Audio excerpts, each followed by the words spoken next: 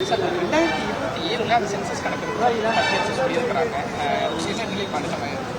தொகுதி வரவேற்பை பொறுத்த மட்டில் முதலில் குரல் கொடுத்தவர் தமிழ்நாட்டுடைய முதலமைச்சர் திராவிட முன்னேற்ற கழகத்துடைய தலைவர் மு.க. ஸ்டாலின் என்பது அனைவருக்கும் தெரிந்த ஒன்று. இந்த பிரச்சனையை அவர் கிளப்பியதற்கு பிறகுதான் எந்தெந்த மாநிலங்கள் பாதிக்கப்படுகிறதோ அத்தனை முதல்வர்களும் ஒன்று கூடி இது குறித்து ஒரு முடிவெடுத்த பிறகுதான் ஒன்றிய அரசு பொய்யான வாக்குறுதிகளை தருவதைப் போல இதில் ஒரு பாதிப்பு இல்லைன்னு சொன்னாங்க. அதாவது இதை தெளிவுபடுத்துவதற்கு அவளால் ஒன்றும் முடியவில்லை. 2027க்கு இப்போது கணக்கெடுப்பை தள்ளி போடுகிறார்கள் என்று சொன்னால் ஜாதிவாரி கணக்கெடுப்பு கொடுத்த வாக்குறுதியிலிருந்து மீறுகிறார்கள்.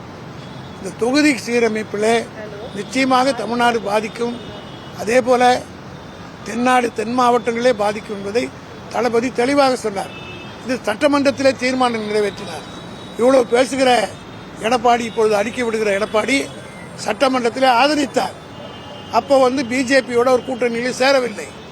இப்போ பிஜேபி கூட்டணியில் சேர்ந்தவுடன் வாய்ஸ் மாறுகிறது. இப்பொழுது அவர் பாஜகவினுடைய ஊதுகுரலாக இன்னைக்கு பேசிக் கொண்டிருக்கிறார். அவர்கள் சொல்ல வேண்டிய பதிலுக்கு பதிலாக என்ன பண்றாங்கன்னா பிஜேபி ஒரு தந்திரமா ஒரு கையாளுறாங்க. எவ்வளவு இவர் ஒப்பந்தத்துக்கு முன்னாடி கையெழுத்து போடுவதற்கு முன்னாடி சேருவதற்கு முன்னாடி என்னென்ன திட்டினாரோ அதற்கெல்லாம் பொதுமக்கள் மத்தியிலே நீங்க பாவ மன்னிப்பு கேட்கிற வகையில் ஸ்டேட்மெண்ட் கொடுக்கணும்னு அவங்க போட்ட உத்தரவினுடைய அடிப்படையில் தான் எடப்பாடி இந்த மாதிரிலாம் பேசிக் கொண்டிருக்கிறார் என்பது எல்லோருக்கும் தெரியும். கூட்டணி சேருவதற்கு முன்னாடி என்ன பேசினார், இப்ப என்ன பேசுகிறார்?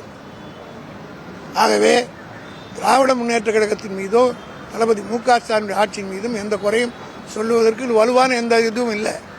ஆகவே இது போன்ற கேவலமான அறிக்கைகளை விட்டுக் கொண்டிருக்கிறார். 4 ஆண்டு கால தளபதி மு.க.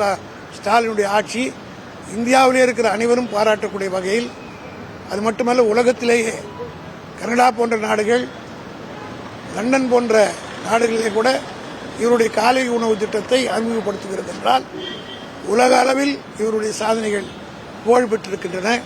ஆகவே இதை தாங்கிக் கொள்ள முடியாமல் எடப்பாடி நித்தம் ஏதாவது அறிக்கை விட்டுக் கொண்டுதான் இருப்பார். இன்னும் கேவலமாக கூட விடுவார். இன்னும் தேர்தல் நெருங்க விடுவார். அதை பற்றிலாம் நாங்கள் கவலைப்படவில்லை. மக்கள் எங்கள் பக்கம் இருக்கிறார்கள். நாங்கள் மக்களை சந்திக்க தயாராகிவிட்டோம். இதையெல்லாம் ஒரு புறம் தள்ளிவிட்டு எங்களுடைய பயணம் தொடரும்.